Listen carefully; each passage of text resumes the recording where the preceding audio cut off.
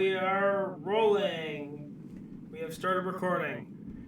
So, let's start with the Jewish life and security part of the show. Noah, I know we've had it on our minds a lot with all the anti-Semitic incidents on the rise. We've seen it. We've all seen it throughout the entire country. But there's been a really interesting policy from the City of Vaughan government. These bubble zones. They were initially instituted after the riots and the protests that have been huge and have been extremely violent in front of the Bayet last year. That's when these bubble zones were instituted. Bubble zones, if anyone wants to know, I'm a Vaughan resident, and I love. Well, I'll get into my opinion, but these bubble zones are essentially people can't protest within 100 feet or meter. I think it's meters. 100 meters of any religious institution. So protecting synagogues or other vulnerable institutions. I know they used to have these, and they still do for things like abortion clinics, and I think it's a really good policy. So Noah, what's your opinion? Give us all your analysis. So first, let me start by commending Vaughan Mayor Stephen Del Duca for taking the initiative to implement this policy, and it's something that is needed and welcomed in Canada.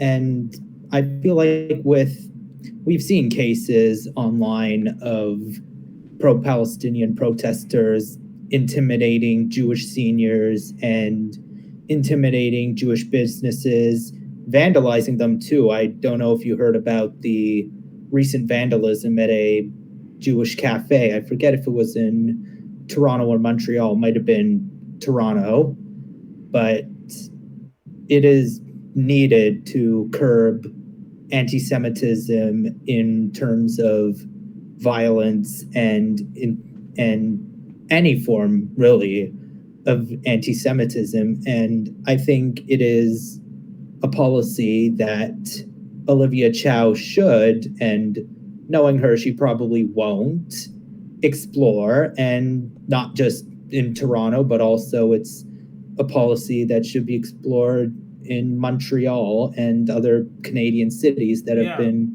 overrun by anti-Semitism.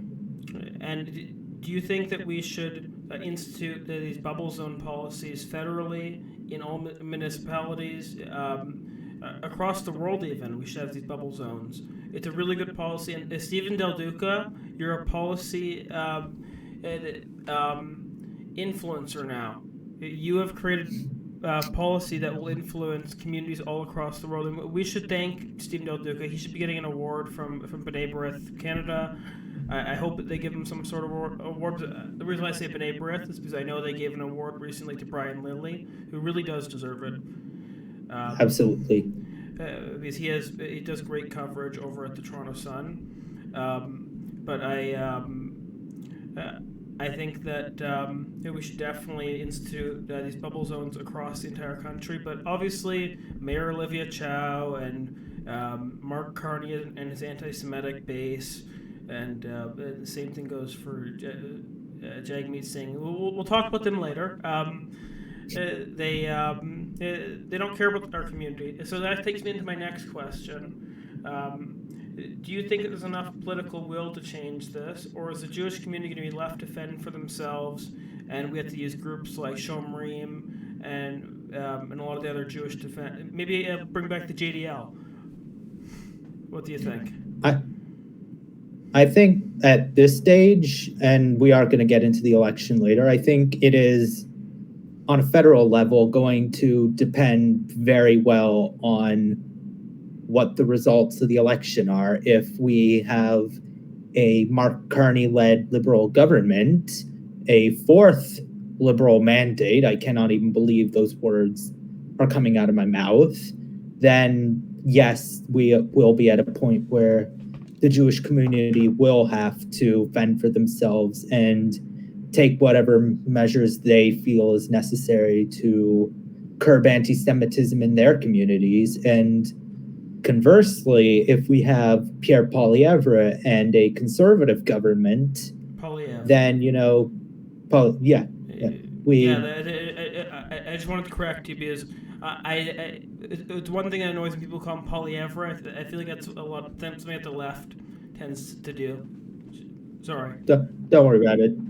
So if we have the conservative government, then, maybe there will, with Melissa Lantsman probably as his deputy prime minister, there will indeed be that push for, bubble laws and increased police presence on the streets of Toronto and Montreal to prevent these protests from getting out of hand, and those will help to curb anti-Semitism.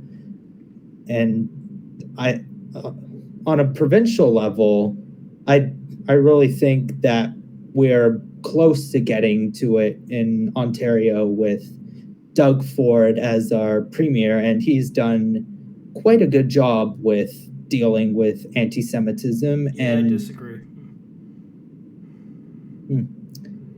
I just feel like he's taken the stance against it, and he's got Jewish MPPs and those that are pro-Israel.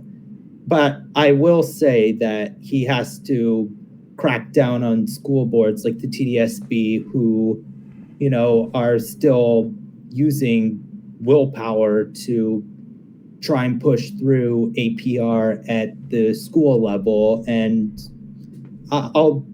you have your views on Doug Ford, I have mine, but he does have his flaws, but I feel like he has, at least personally, been a defender of the Jewish community. I think that Doug Ford, he cares about our community, but I think that he's too in league with his donors. I think he cares too much about what his donors, what the puppet masters behind the doors are telling him. David Menzies had a very good line saying that it's the puppet masters who are controlling him, not his actual policy.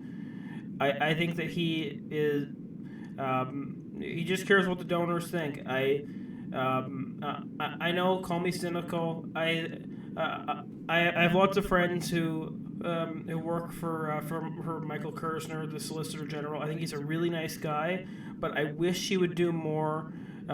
He's Solicitor General. He should be actually prosecuting these all the criminals in the streets. He should be making the TPS, instead of doing their pro-Hamas podcast saying, "Oh, it should be illegal to say pro-Hamas." What the fuck? You're not going to fire these police and remove the policies that are letting these people have fucking jobs? Have you lost your mind? I don't get it. Why haven't you done anything to change the policies in these police departments? Are you stupid? Our politicians. I'm going to say it right here. I haven't said it very openly. I didn't vote for the Conservative Party in the last provincial election. I voted for the New Blue Party as a protest vote because I think that the provincial Conservatives are absolute cowards. And yes, I said the C word. I said the word coward. They are not Conservatives. They are liberal light. They are basically federal liberals.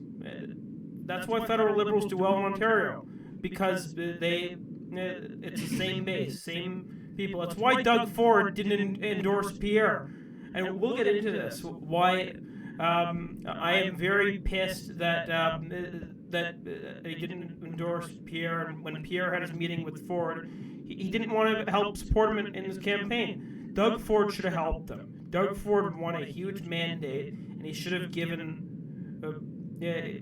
his blessing to Pierre.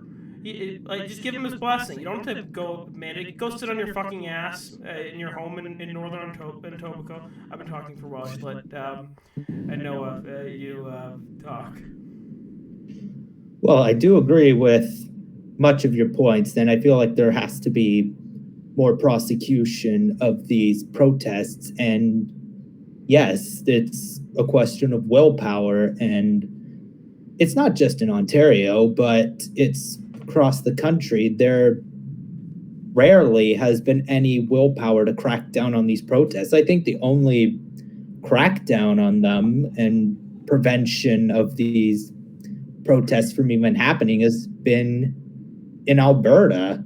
And credit to Alberta's police forces and politicians for getting on top of it. I'm sure you saw what happened at Calgary when they stopped an encampment from even starting.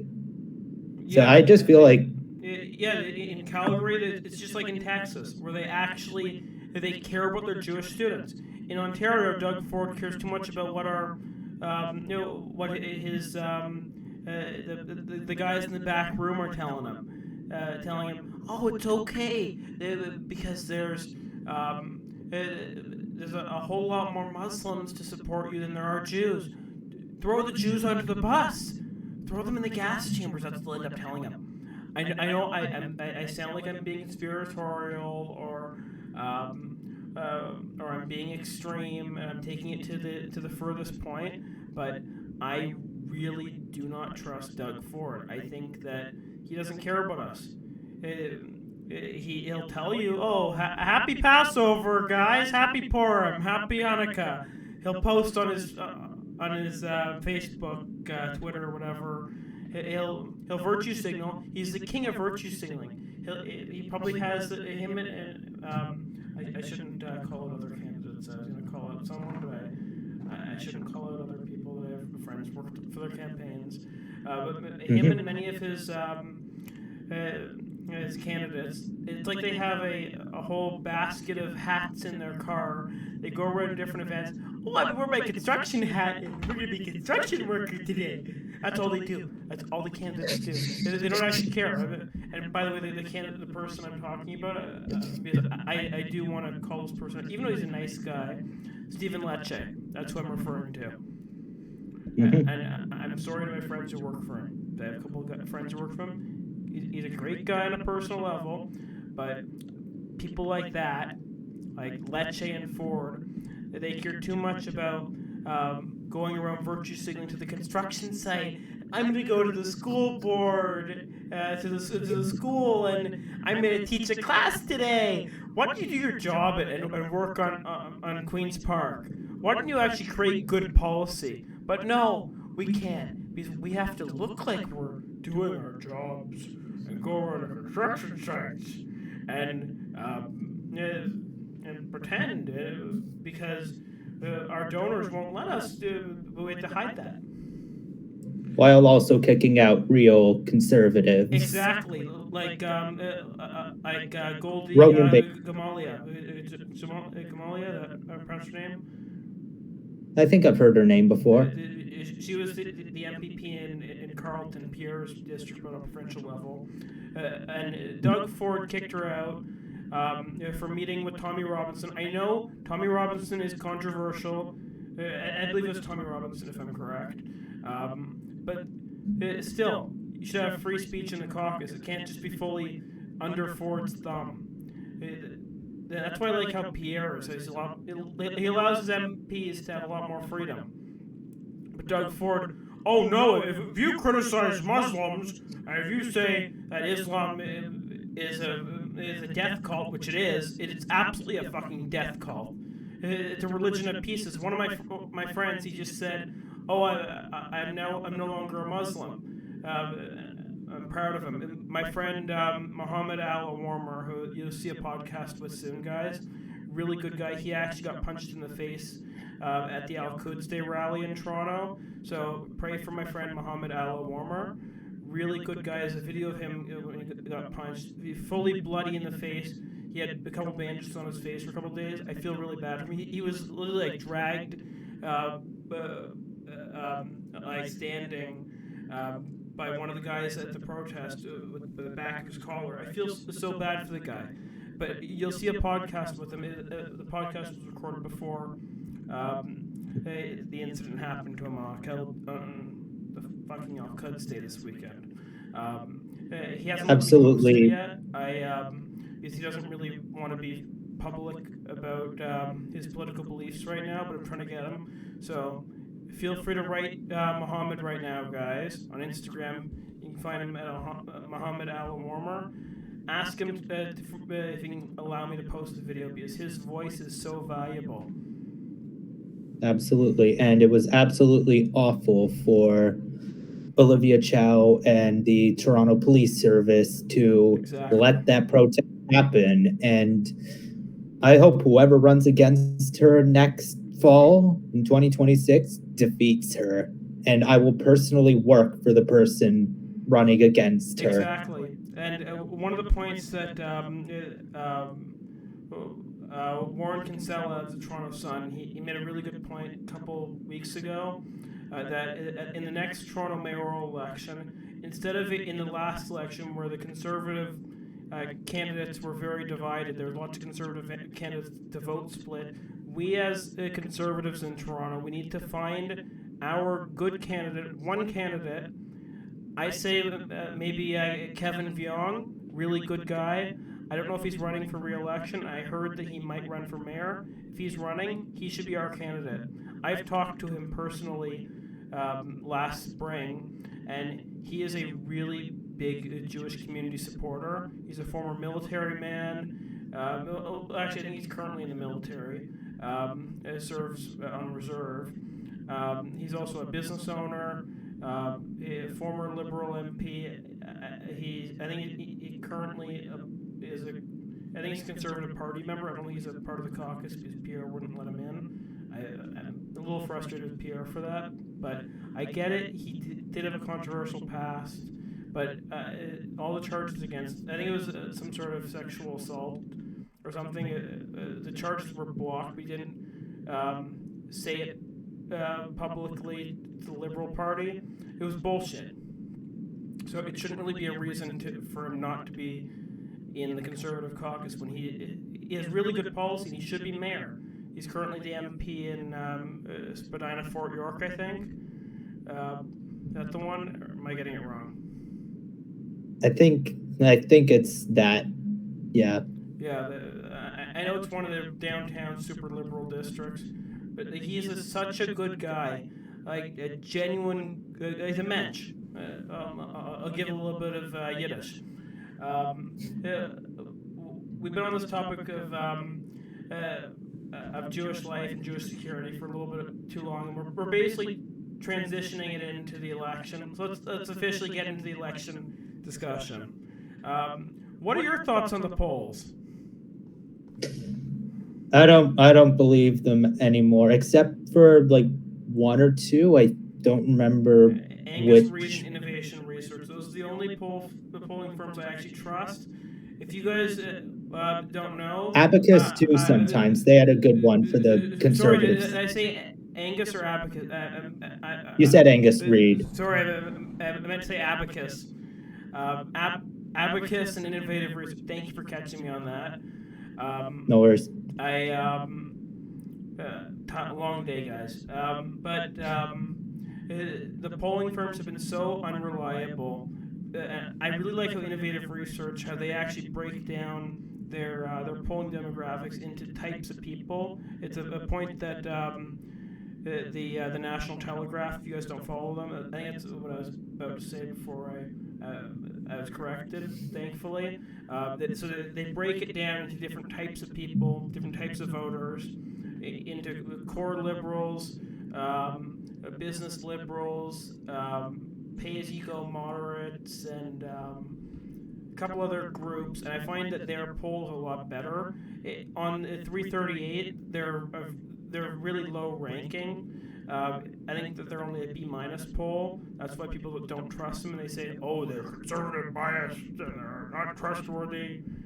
Bullshit. I like how they do because they're innovating their research, as the name says. They're doing it in a new way. Unlike polling firms like Ecos with Frank Graves, as we talked about previously, who has a completely biased, unreliable poll. It's hearsay, but he has government contracts. You know that? Ecos has government contracts to do polling, because Trudeau trusts them or something. Carney. I think they both you do want at to this rant rate. about the ecos? Yeah, I just think that I don't know if this is because of foreign interference or because they're selectively doing liberal ridings, but I just feel like, we shouldn't really be trusting the polls, and the only poll we should be trusting is the election results on April 28th. And exactly. we saw it in the States. Basically, every poll was going against the Republicans and Donald Trump ended up winning. So that's a lesson of stay true to the party you're going to support, go volunteer for your local candidate, go out and vote, get the vote out, and that's all you really need to be doing during an election as important as this one. Yeah. Exactly. We shouldn't trust the polls, and it's very hard to be able to I'm a data scientist nerd.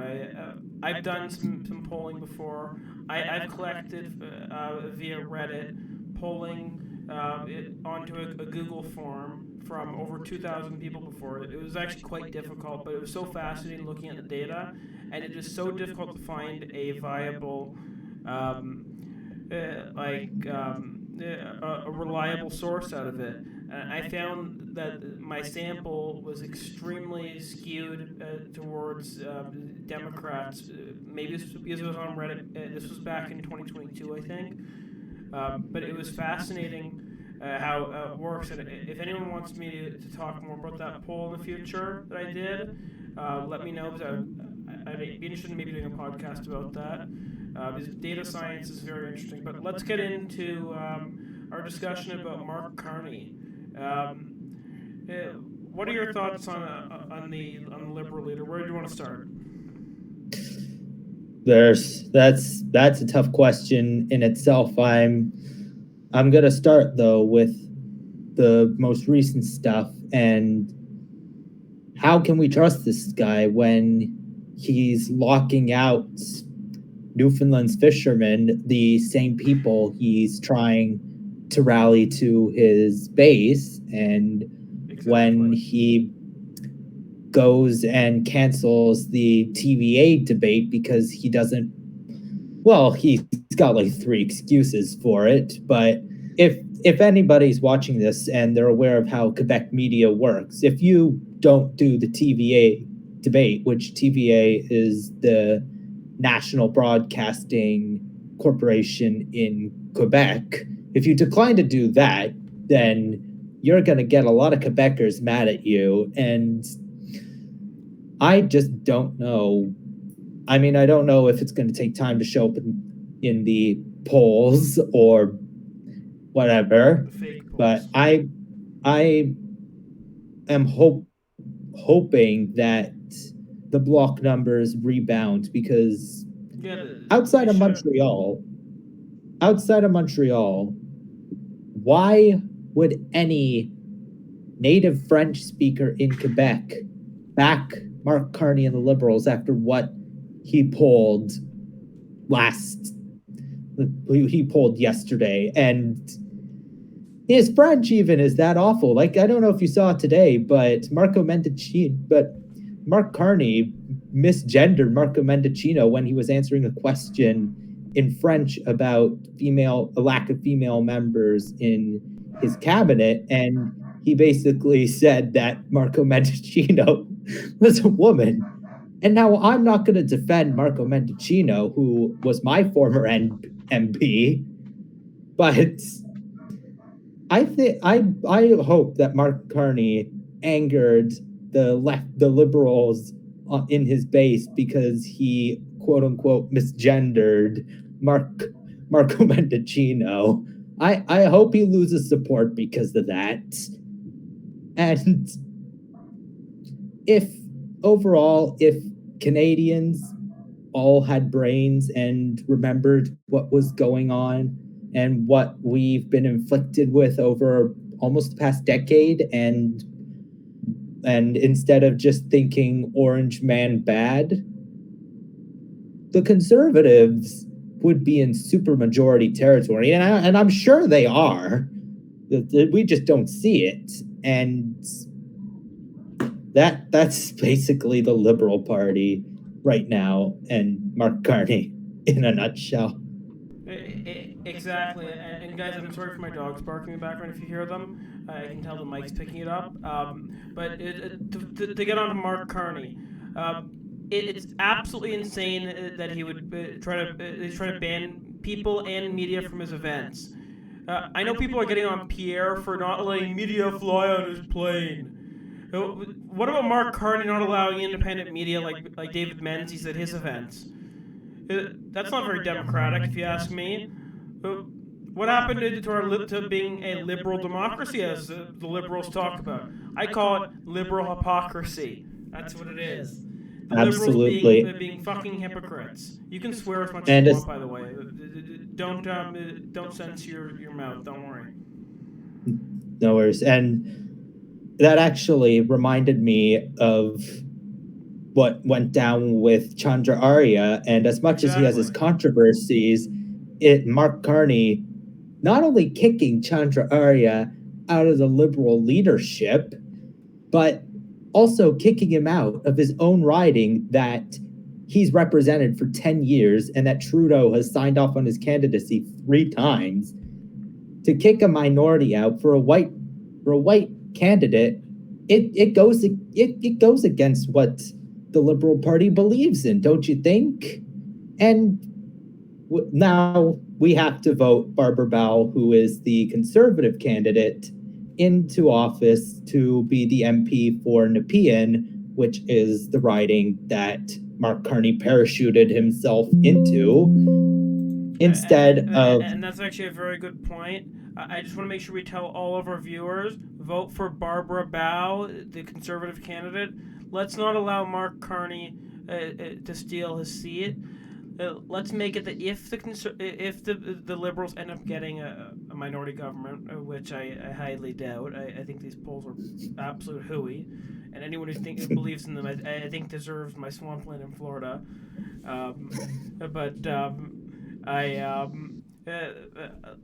The overall point: make sure to vote if you're in Nepean for Barbara Bowell. You heard it here first. If you guys want to help to volunteer with campaigns, her campaign, go to Conservative Party, the Conservative Party website. I believe it's conservative.com or something. .ca. Conservative.ca. Yeah. Or it might be conservativeparty.ca. I'm terrible with memorizing URLs, but make sure to volunteer with your local campaigns. I might do a little bit of campaign work, but I probably shouldn't because I'm planning on working as a registering assistant for my local polling station. It's good money. So if you guys are also students, I'd recommend working for Elections Canada and Elections Ontario. I worked for Elections Ontario in the recent election, and it's a really good way of contributing to our democracy. I highly recommend everyone does it. If you care about democracy and if you just want to make an extra $20 an hour, do it. I made over $300 that day. That's good money. And you also have to make sure that Klaus Schwab doesn't get his hands on those ballots. Yeah, I hope that all the parties send out lots of good poll watchers to watch the polls, especially in the swing districts, because I think that Mark Carney will try to pull some sort of bullshit, just like he did in the Liberal leadership election. Guys, I don't believe for a second that Liberal leadership election was legit. I don't know about you, Noah. I mean, with 250,000 canceled ballots, there's no way to tell if it was legitimate. And I feel like those 250,000 ballots were going to be for Ruby Dalla, and she probably was going to have won that leadership.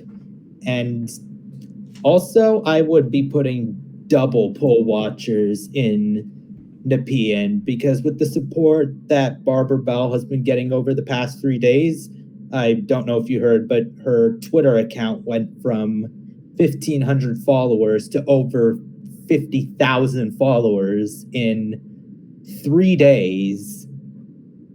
That kind of support is incredible, and I am very optimistic that that is going to turn into a positive result for the Conservatives in Nepean. And to Barbara Bowell and her campaign, the Cooper Hernick Podcast gives you its official endorsement. Yes, I would like to second that. Barbara Bowell absolutely gets our endorsement. I would like to give our endorsement to all the Conservative candidates across the entire country in all. I believe it's 342 districts. 343. 43. I was off by one. Okay.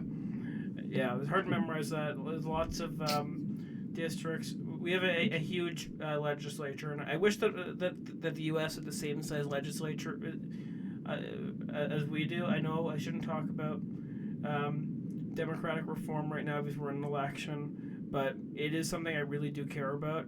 And one of the things I really wish we had is ranked choice voting, because I think that the people who vote for smaller parties, they should have like a real choice when they vote. It would have helped the Conservatives big time. It would have prevented the Liberals from getting in so many times, because they benefit from first past the post. And I think that if we had ranked choice, it'd be a lot better. A lot of Conservatives don't like it because they're biased and they like to stick with what we have. But I consider myself to be a malleable thinker. I'll change my opinions if it's right. And I think that Mark Carney is full of corruption, full of hooey. He has a love for carbon taxes and Ghislaine Maxwell. And kids too at that point. Yeah. That was a good line. Say, Drake, I hear you like him young. Yeah. No, wait. Say, Mark, I hear you like him young. Yeah. Yeah, he likes them young like Bill Clinton. Yeah. He better not ever go to cell block 1. And that reminds me, how do you think that these Sasha Carney Tavistock health center rumors are going to play for the Liberals? I think it's going to play very poorly among families, among women, because I think it's a sign that he's an irresponsible father, because he let his child go to a health clinic that was shut down in the UK for child abuse.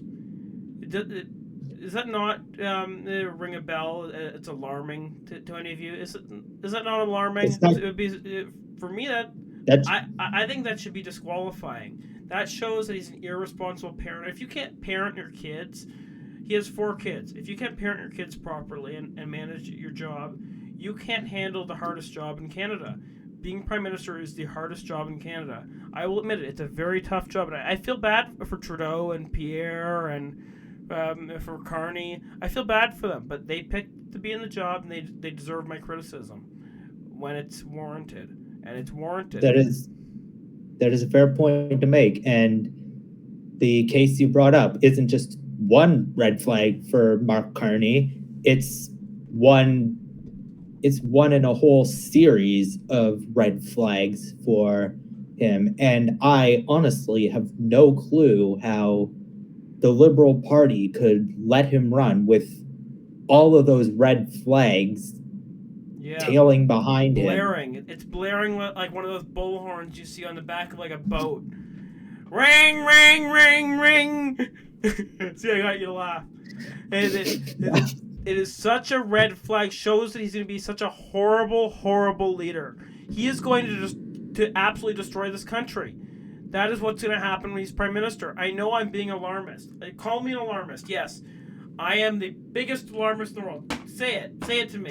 Say it to me, all of you Doug Ford ass kissers. Yeah. I mean, it's a reasonable stance to take right now. kiss the fat fuck's ass. You go down to the Queen's Park, go kiss his ass. But I'm really going off onto my comedic tangents. If you guys like this, make sure to subscribe, like this video, and enjoy the rest. Tell of this your podcast. friends about it. We still got more. Don't worry. Because the Liberal Party, I don't understand how they actually have support. I was talking to one of my... I still have friends who are Liberal voters. At least they say they are.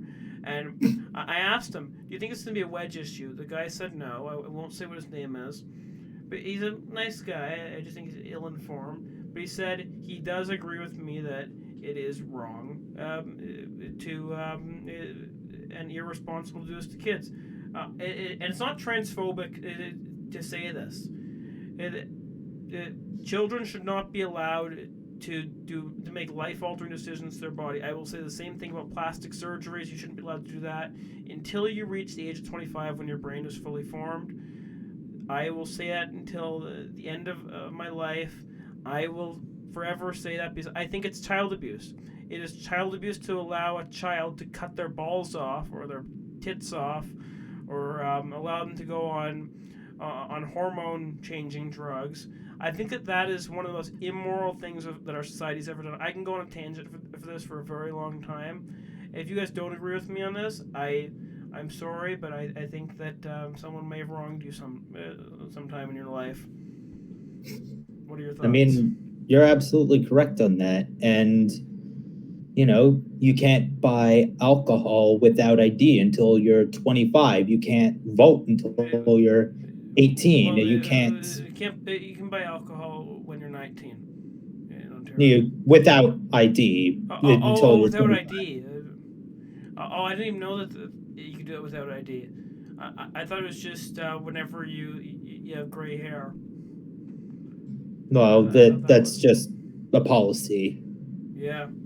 But yes, I agree that if you have to wait that long to drink, to vote, to get a driver's license, then you can wait that long to make such life-altering decisions. And I honestly don't see why these decisions are not being taken away from children. Like, they have their lives to live. Exactly. Kids should just go play on the park. Go touch grass. At the line I hear a lot, and it's a very, very true line. You might think it's I'm being a simpleton or something saying that, or I'm being I sound like an old fart, but I'm not. It's a very good line. Kids should go touch grass. Don't worry about your fucking gender. Tell whoever's telling you that to go fuck off. Honestly. Kids shouldn't worry about that. They should worry about having fun. I remember when I was a kid, all I cared was playing baseball. I still do. I still love playing baseball. For me, it was baseball. When I was a kid, I loved painting. I'm not that good at it. I don't know about you. Did you worry about gender identity when you were a kid? Absolutely not. I was born a male. I always will be a male. I don't need to worry about that because that is never going to change. And there is no way I'm going to identify as anything other than male. It is completely stupid and even a mental health disorder that should be addressed. Exactly, and it is. Gender dysphoria is on the DSM-5 registered as a mental health disorder, and it should be treated as such. People should be hospitalized. It should be treated the same way that something like bipolar disorder or schizophrenia is treated. A mental institution. But I'm definitely going off onto a tangent. We both are that we didn't necessarily plan for, but I like that. The viewers will like that even more. Make better clips. Absolutely. Let's get into our roast of Jagmeet Singh. Sorry, I called my nickname Jagrat. He's a rat. It's okay. He should be fired. So there's recent rumors among many that the NDP is absolutely poor and that they aren't even rich enough to have their own private plane like the rest of the political parties have. They have Jagmeet has to go around on his pedo bus. Vroom vroom vroom. Or probably drive it himself. I'm honestly not even. I'm honestly surprised they have a bus. I'm not even. I thought they would be going around Canada in a school bus painted orange. I think what the only vehicle that they can afford at this rate. I shouldn't have drank water when I was. And I was laughing. and I don't know if you saw this clip, but today there was a video of Jagmeet doing a video and someone in the background was saying help, help, help. And I think that perfectly summarizes the state of the party right now. Yeah. Considering that they are heading for political annihilation and losing their official party status, and they might have to kick Jagmeet Singh out after this election. And I think they're going to do that. I think we're going to see a leadership race for the NDP by the end of the year. Book me on that. Book them on that, guys. Write that in the comments below if you think that the NDP is going to have a leadership race, and I think they absolutely will. I agree with my guest / co-host Noah that the NDP will be. They absolutely should. I've heard NDP people talking about it on their podcasts and stuff like that. I know on that Wyatt Claypool he had on his show an NDP member who talked about that. Lots of the NDP insiders really, really hate Jagmeet Singh, and it proves that you can't even fundraise. The most important political skill, fundraising, finding your corrupt donors. And yes, I understand that my party, the Conservatives, they have their donors too, but theirs is the oil lobby. I like oil. I don't have a problem with supporting our natural resource industries. It boosts our economy. The donors I don't trust is the unions and the and all of the tranny clinics that support liberals and NDP. And all the international institutions. I think we should look at all the international dark money that's going to liberals. I guarantee that Mark Carney's getting all of his donations from all of his WEEF buddies. Carl Schwab's probably donating $100 million to him. That's how that Protect Canada group is able to have all their attack ads, hit pieces against the Conservatives. He's got to repay that $250 million loan to the Central Bank of China, too. Don't forget about that. Oh, you got to expand more on that. I haven't heard about that. So today, when Poilievre in his press conference was asked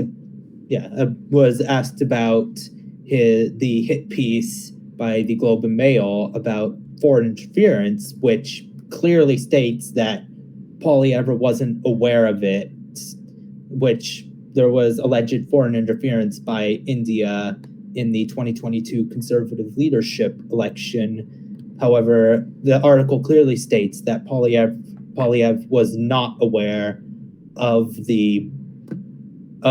any interference, and that it was part of a larger attack attempt by the Indian government in Canadian politics. And on that point of Indian foreign interference, I don't know why we care so much about Indian foreign interference. Do you know what I worry more about? I worry more about the Khalistanis. The Khalistani interference in our government. Look at how many Khalistanis are in government, especially in the Liberal and NDP party. They are full of Khalistanis, and the Khalistanis want to hurt Indians. And I worry that the Conservative Party is starting to get taken over by the Khalistanis. We already have a Khalistani co-deputy leader, Tim Upal. I think that's what we should worry about more than we do about Indian foreign interference. I think India should be our friend. I think we are really isolating a country who should be one of our closest allies in Southeast Asia, in South Asia. I think that it's really a huge foreign policy mistake. on behalf of the Canadian government. What are your thoughts on that? Well, as for this election, I really would not be worrying about India. I would be worrying about China, Iran, Exactly. Russia, the World Economic Forum, and George Soros above all, because we know that, considering Mark Carney's ties, that there is going to be should have used that instead. But I feel like that. Thank you, Wyatt Claypool. I feel like that there is going to be an attempt by Klaus Schwab and co. to influence the election in Mark Carney's favor, and that is why we need double poll watchers by the Conservatives in these toss-up ridings and these ridings that are close. Yeah, I remember some of my party insider friends were telling me that in the district of Willowdale, it was a really close district in the provincial election recently, and there was a shit ton of poll watchers from all the parties in that district. There wasn't a lot in my district of Thornhill. I think there was a couple in York Centre and in Kersner's district, because that one was pretty close too. But he won that. The Solicitor General, that's cowardly. But I think that he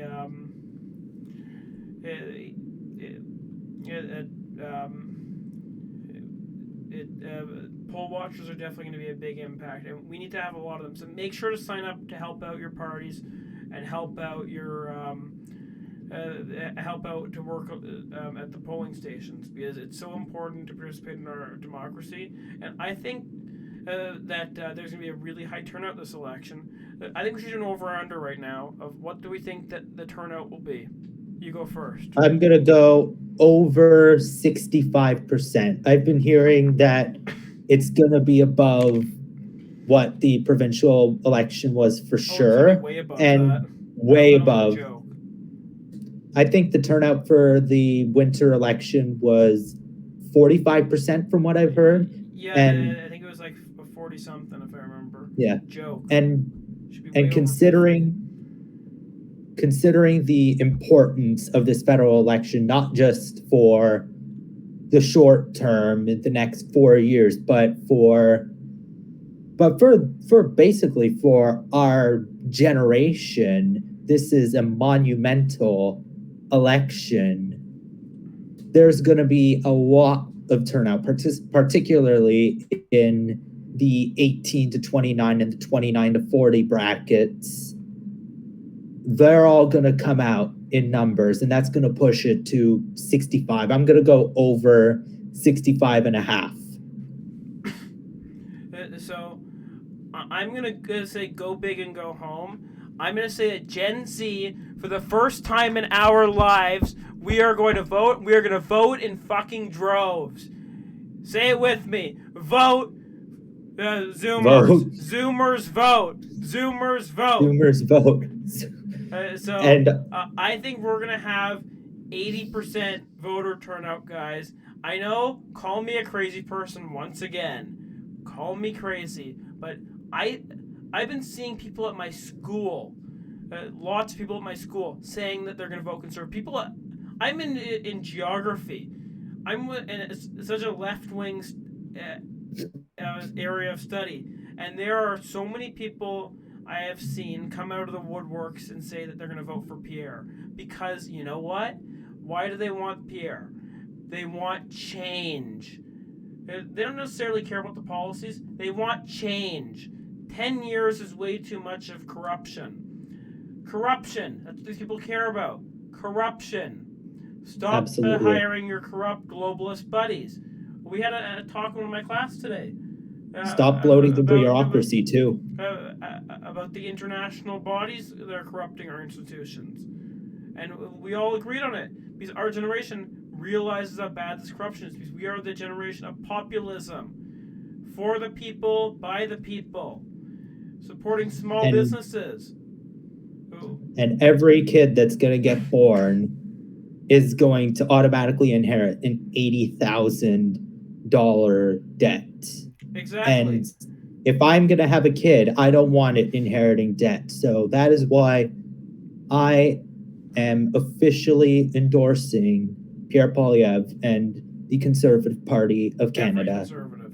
And I You encourage have to. every Gen Z to go vote for your local Conservative candidate. Very well said. Very strongly said, Noah. I'm very proud of you for Absolutely. that. We got to go get it. We got to go vote Conservative right now on April 28th. Make sure you guys are registered. Go check on the Elections Ontario on the Ontario Elections website. Make sure you're Elections registered. Canada. Even if you aren't registered, you can register at the polling booth. It's a lot of paperwork. You don't want to have to do that. Go register ahead of time. I checked, and I made sure to re-register just to make sure I was. I don't think I was on the federal website. I was on the provincial. I thought it transferred over, so I registered again. And I'm registered. It literally takes less than a minute. So go do it. You just gotta type in all the info. I don't know why people don't vote. At my lines, if you don't vote, you should have no say and no complaints. Let's change up the topic a bit. So a lot of people tend to like to say that Pierre's biggest weakness is Trump because he's Maple MAGA, as Mrs. Freeland, the MP. I'm just gonna call her the MP now from University of Rosedale because she's not deputy prime minister. Fraulein Freeland, cackling Freeland, Fraudulent Freeland. yeah, that too. They like to call him Maple MAGA. How do you think that Pierre will? Do you first of all think that he is Maple MAGA, and how do you think that he can get around being compared to Trump? I don't think he is Maple MAGA. He's clearly said that he is not like Donald Trump, and he has clearly said that he would not tolerate threats on Canadian sovereignty. And Exactly. while one can criticize him for being late to criticize Donald Trump, and I think that is a quasi-fair criticism, at the same time, he has made it clear he is not like Donald Trump. And I think that he needs to continue saying that he is going to he's going to prioritize Canadian industry and rebuilding our economy rather than focus on repairing relations with the states, and have the Liberals try to defend how they're going to deal with Trump. Because I think what Carney said, he's not dealing with them unless the U.S. comes to bat and they let go of their aggressive behaviors. They can defend that all they want. Pierre needs to focus on his Canada First agenda and putting Canada first in his policy platform. And that is how he's going to win on this issue. Exactly. You hit all the right points. I think that Pierre, what he should do, I think that Warren Kinsella, I know I'm quoting him again, I like watching The Sun on YouTube. He had a very good line saying what Pierre should do. He should, I believe it was write a very strongly worded letter to Trump, basically saying "fuck you" to him and showing the entire Canadian public him saying "fuck you" to Trump. I know it's going to hurt our diplomatic negotiations in the future, but I think that's what you got to do to really distance yourself. Go big or go home. This election absolutely matters. You're going to pull out all the tricks. That's why it's so cowardly of Doug Ford, that fat fuck. And yes, I am calling him a fat fuck because he is. I've never liked the man. I've never liked his brother. I think his brother was a terrible mayor who ruined the entire reputation of the city. made us famous for going on Jimmy Kimmel and embarrassing himself. That's what he's known for. That's what Kimmel still refers to us as. Refers to us as Rob Ford's city. The city of Doug Ford's idiot brother who destroyed the city, and talked about the threats of bike lanes. Bike lanes are good, but we won't get into that.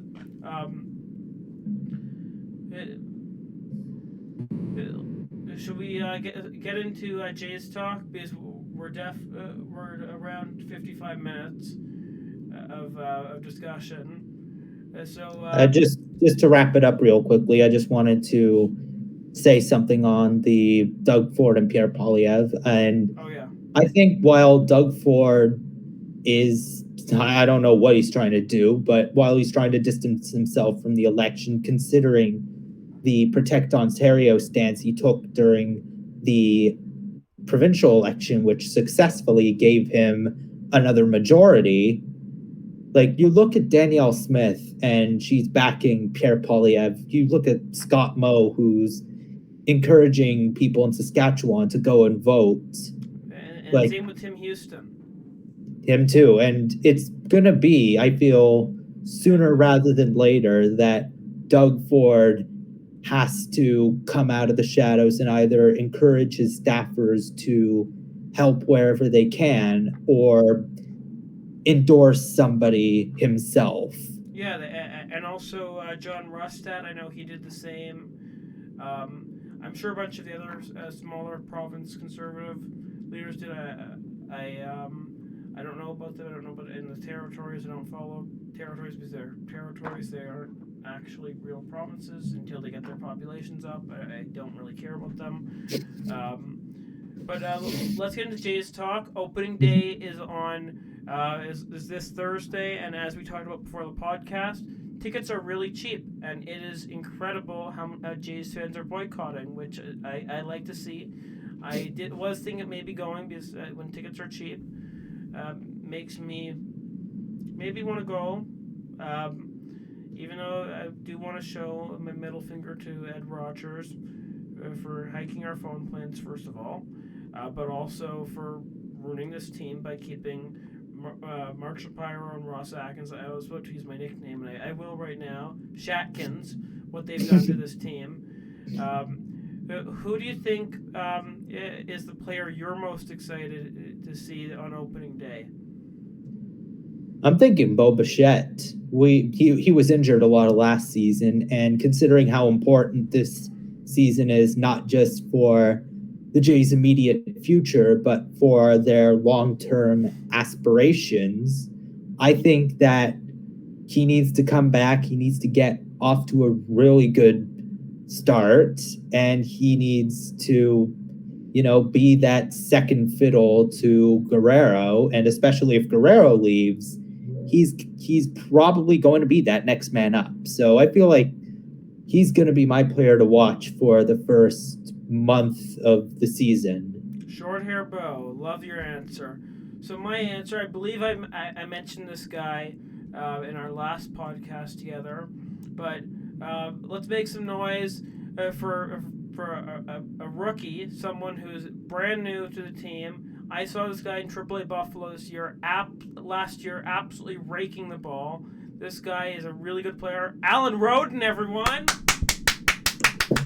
So, congrats to you, Alan, for making the big squad. Dude played really well this spring training. I wouldn't call him the best defender necessarily, but he's there for his bat, and that's why they brought him on the team. That's why they had to cut a couple. I think they may have had to cut 3 players from the 40-man, DFA'd them just to get all their guys on the roster. But he's worth it. He's worth every single penny that you're burning by cutting players. Alan Roden, I am so excited to see this guy playing. I'm also excited to see Bo, obviously, in his comeback season. I think that contract year, he's obviously going to play well because he wants to get friggin' paid. But I had to stick with my guns and say Alan Roden because if Vlad doesn't resign, Alan Roden jersey's my next jersey. I'll say that today. You can hold me to my word. Oh, and we missed the sports story that we were going to talk about. Do you want to introduce it?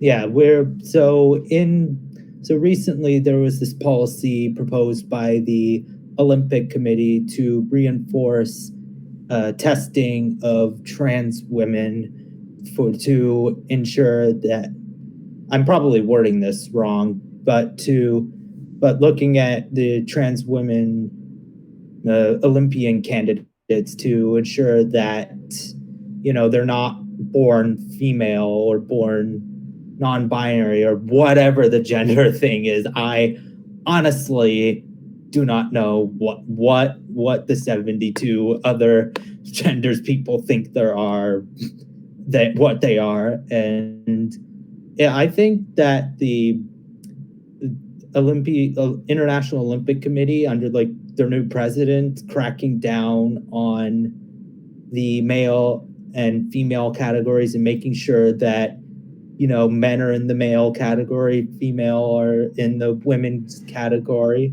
I think that is an incredible initiative.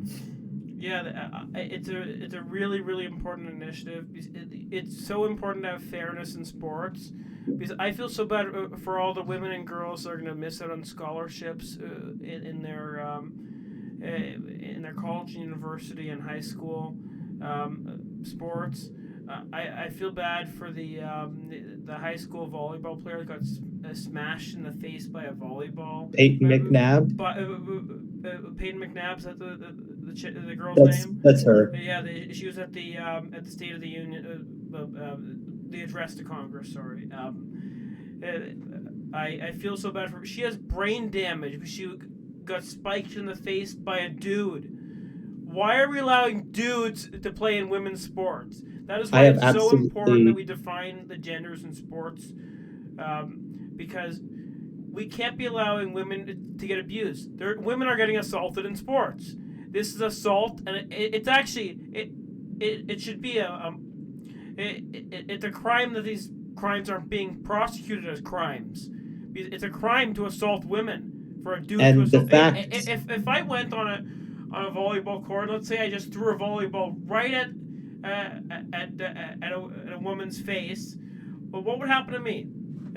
You would get arrested. I'd get arrested immediately. But if you get a pair of fake tits on and look like Busty Lemieux, the shop teacher, and get a wig and put on some makeup and a dress, automatically a woman can't a trench rope for saying that that Busty Lemieux can't play volleyball or whatever. And that was a David Menzies line, so thank you, David, for that line. I just have to make sure I credit who I get my lines from. And kudos to the activists like Riley Gaines and Peyton McNabb, who are down in the States fighting to make sure that women's sports are only for these women like only. Like Riley Gaines and Peyton McNabb, they are civil rights icons. We should consider them civil rights heroes. They should get statues just like MLK. Maybe not that on that level. I'm probably going a little bit too far. I'm taking everything to the extreme, but this is a civil rights issue. People don't see it like this, but they should. The Democrats don't either. The fact that the Democrats who claim to be in favor of women's rights continue to defend putting men in women's sports is atrocious. And it was great for Donald Trump to have signed that executive order for protecting women's sports. And it's a shame on the Democrats in the Senate to not have certified it. And I hope they all lose in the midterms. Exactly. And I hope that come 2028, when the Olympics happen, that there are no men men, trans women, whatever you want to call them. I hope there are none of them in women's categories in those LA Olympics. And I hope, and if the Olympic Committee tries to put them in, I hope that Donald Trump and the Americans don't let that happen. And again, it's incredible to see the work that Riley Gaines, Peyton McNabb, even Representative Nancy Mace for North Carolina, or South Carolina, it's one of the Carolinas, the work that they're doing to protect women's sports. Because as you said, these are scholarships and varsity placements that are on the line for these women, and to have them taken by men is atrocious. And those scholarships should be for women. I wonder how the people who watch the WNBA would feel if a man was playing on one of the teams and that team always won. I wonder how they would feel. Yeah, I wonder how they would feel. On them, having the first dunk in WNBA history. Well, actually, I think that was done by Brittany Griner. I think she dunked. I feel like she did. Yeah. It's an absolute travesty that we have women in men's sports. Absolutely. And I know Democrats and liberals and NDPers out there, dippers, you'll all be in my comment section saying, oh, it's such a small amount of people. I don't care that it's small amount of people. Yes, it is, and it should be. It should be zero. Absolutely zero. Because in those cases that it is, though, it's actually having effect on those women's scholarships, and their safety, like Peyton McNabb.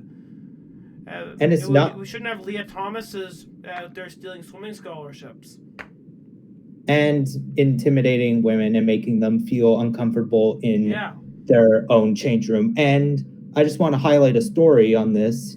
It's not just in the United States, it's in Canada too. In fact, there is a man / trans woman, whatever you want to call him, on the Vancouver Island University women's basketball team, and he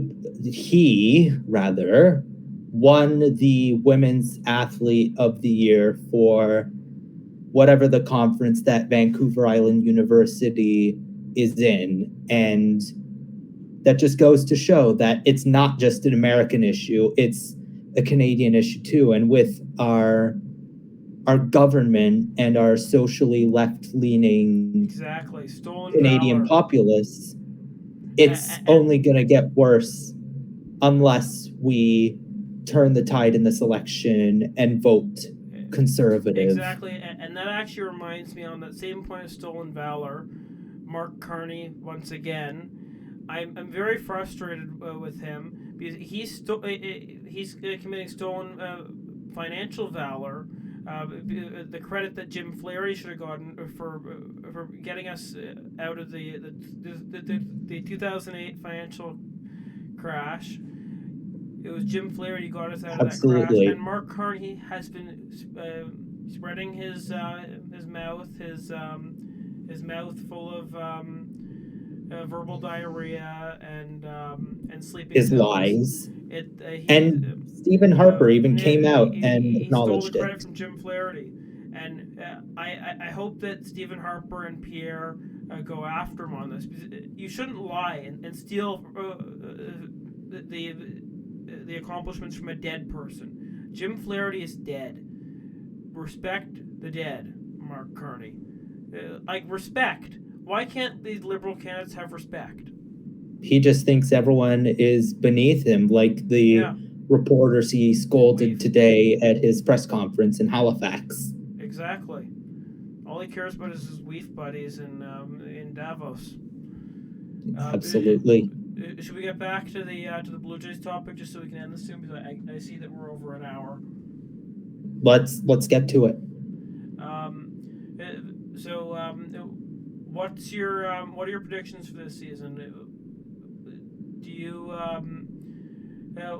what are your expectations?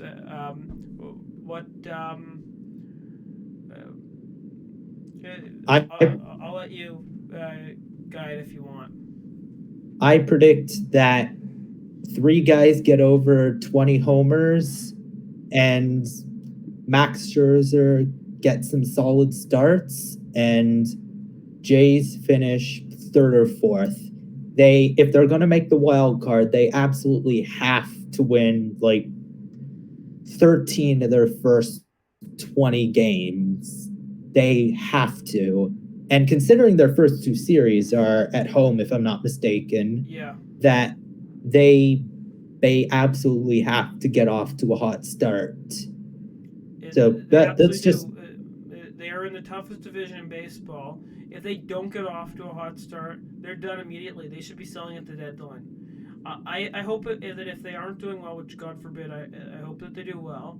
I've never hoped for badness for my sports team. Maybe I'd hope for the Raptors to tank right now. That's the one caveat to that. They threw away their chance to play in. But I hope that they sell Vladdy at the deadline if they're doing bad. I hope they sell Vladdy, Bo, Chris Bassett. Who else is a free agent this year? Springer? Maybe not. Well, Springer has too big of a contract to dump. He's our anchor. He's our anchor baby until his contract is off the books. I don't think anyone wants that because he's going to really be an albatross like Chris Davis. Well, no, not as bad as Chris Davis, but you know my point. Yeah. I hope for the best, but I expect the worst. I hope Dalton Varsho and Alan Roden and Vladdy all have good years. Well, I hope Vladdy doesn't necessarily have the best year because I would like to see him back. And I don't want to see him asking for $700 million, which he doesn't deserve. Why should a first baseman get $700 million? Can anyone in the comments please explain that? Noah, do you understand that? I honestly don't, because they got like no space. He's not an outfielder. If you were an outfielder, if you were a two-way player like Shohei Ohtani, if you played center field, if you played for the Dodgers, period. Yeah, you're a first baseman. First basemen don't age well. I know Vladdy's a really good hitter. He's an exception to that rule, kind of. But the maximum dollar I'd give him is $600 million. That's maybe going a little bit too high. And that's from someone who has Vladdy's jersey. I have his bobblehead. I'm a huge Vladdy fan. I love the guy. He's a Canadian. He's from Quebec, Mexico. I don't think he's worth it. And yes, scold me. All of the Gate 14 podcast viewers out there, scold me on it. Yeah, I'm being a Vladdy hater. I'm being a Vladdy hater. I'm being financially concerned. Yes. Your thoughts on Vladdy's demand? Absolutely. If he wants $700 million, he can go to the Dodgers, because the Dodgers seemingly can afford everybody. Yeah. So why can't they just use that money to get Vladdy? And if Vladdy wants $700 million from the Toronto Blue Jays, he can go ask Justin Trudeau and Mark Carney for some of that carbon tax money, or the green slush fund. Tries to ask them to kick rocks, or to touch grass. Yeah, exactly. Touch grass, Vladdy. Touch grass. Touch some real green on the ground. Yeah. Maybe go touch some brown in my ass. I'm being nice and comedic, aren't I?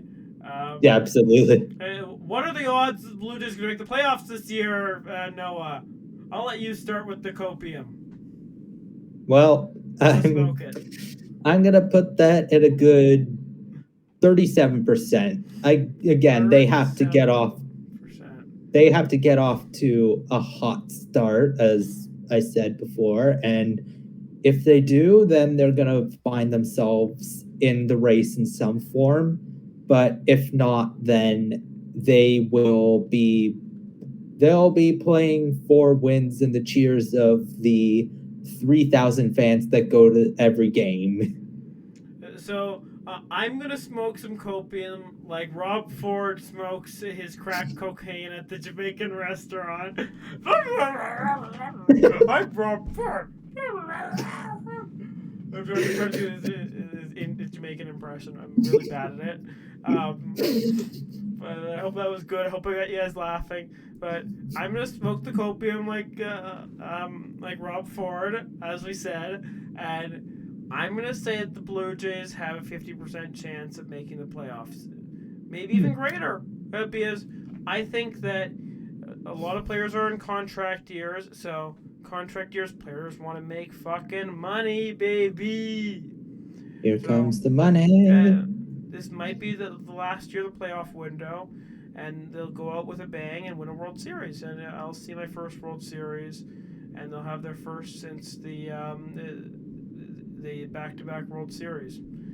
It's a great thing that we have back-to-back World Series in our history. We have a walk-off home run in the World Series in Toronto, but we haven't seen it for 30 years, over 30 years, and it's tragic.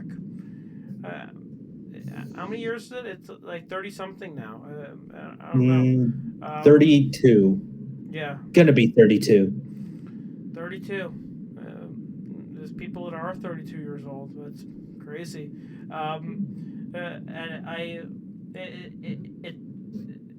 It's crazy that we're almost at the end of this window without real rewards coming. And we might be in a deep rut once all the guys leave. What are your thoughts? Yeah, I think this is do or die year, and I've been high on this do or die thing for the past 2 podcast episodes, but they have to do something this year. Otherwise, they are going to be in no playoffs and winning record, if lucky, for the next 5-10 years if they can't make the playoffs this year. Yeah, they'll be lucky if they have a winning record. Yes, absolutely. I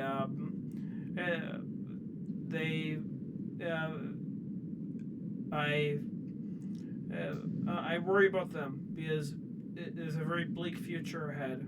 But I think we should probably end the podcast here because we're both tired, both had long days. But thank you guys for watching. Make sure to go vote blue on April 28th. April 28th. Make sure to volunteer for your campaigns. Make sure to do all the fun stuff. Make sure you're registered. And make sure to poll watch too. Yeah, poll watch too. Like, subscribe. Make sure to go follow Noah on Instagram and follow Noah's F1 blog. Give them the name of your blog. Paddock Predictions. Paddock Predictions, guys. Make sure to go subscribe to his blog on Wix.com. And share this episode with all your friends. Exactly. We had 50 views on the last one. Let's try to get 100 views on this one. Because let's make Noah the permanent co-host. Make Noah the permanent co-host again. I completely agree.